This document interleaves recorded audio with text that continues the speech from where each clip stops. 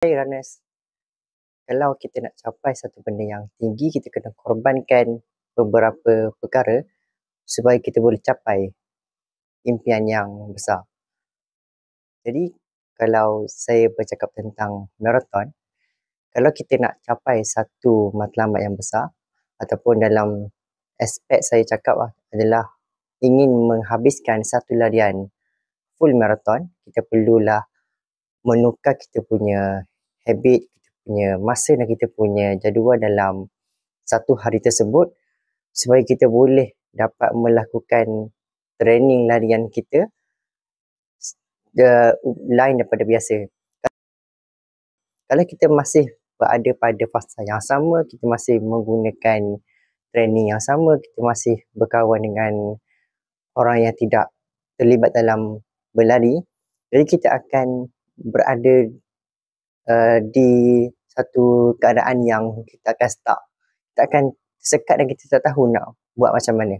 Mungkin kalau korang register untuk event full marathon sekalipun, memang korang boleh habiskan full marathon tu, tetapi korang tak akan menghabiskan full marathon tu dengan baik.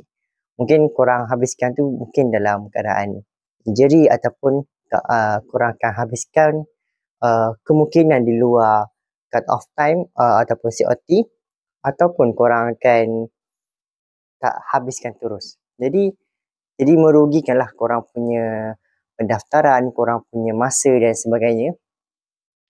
Untuk korang nak habiskan full marathon dengan baik, bagi saya, pendapat saya, korang perlu ubah korang punya mindset tentang berlari tu sendiri.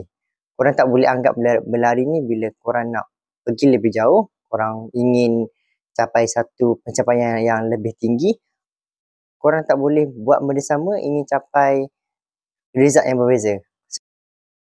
So, proses tu perlu ubah dahulu untuk mencapai result yang lebih baik. Jadi kalau dari segi matematik sekalipun, kalau kita nak result yang hebat, so persamaan yang awal tu dah kena hebat untuk menyamakan yang di belakang kan. Jadi itulah dalam berlari sekalipun, bukanlah berlari ni just korang daftar, korang beli baju dan korang berlari.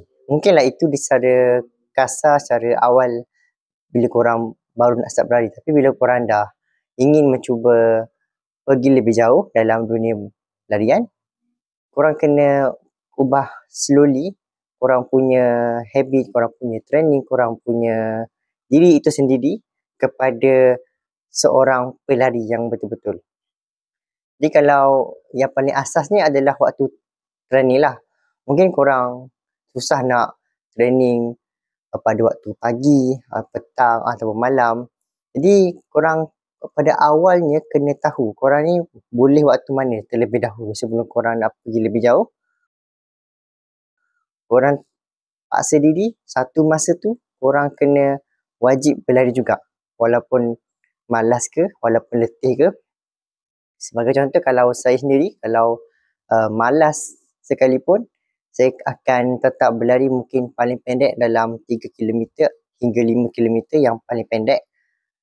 Kalau saya waktu normal, saya akan buat 10 km dan itulah, saya paksa diri. Sometimes saya pernah juga bersuak saja, mungkin dalam 2 km. Keadaan yang memang sangat-sangat slow, tapi still buat benda tu. Sebab nak jaga kita punya training schedule. Kalau nak bagi kita nak disiplin lagi, kita buat satu training planner dalam 1 bulan, pecahkan kepada 4 minggu, pecahkan kepada 7 hari. Jadi setiap satu hari tu, korang tulis apa yang korang nak buat, dan once korang dah buat benda tu, korang dah laksanakan, korang dah complete, korang akan tick. So bila korang tak boleh buat, korang akan pending lah kan. So tak siapa nak buat. Jadi korang akan menilai korang punya disiplin tu. Sebab sebenarnya pada asasnya, pada akarnya, disiplin itulah yang membentuk diri korang untuk menjadi seorang pelari yang hebat. Bukanlah korang ni hanya bergantung kepada talent, bergantung kepada privilege yang ada mungkin kalau kita bersembang dengan orang yang dah berjaya, dia bukanlah bersembang tentang talent, privilege dan sebagainya. Dia bersembang mungkin tentang hardworking, dia punya disiplin, dia punya self-management, time management and so on. So kalau korang nak pergi jauh dalam dunia berlari, terutama dalam long distance running, korang kena ada satu disiplin yang lebih baik daripada sekarang dan korang kena letak satu azam yang aku kena buat benda ni walaupun tak suka, walaupun letih dan sebagainya untuk mencapai korang punya azam.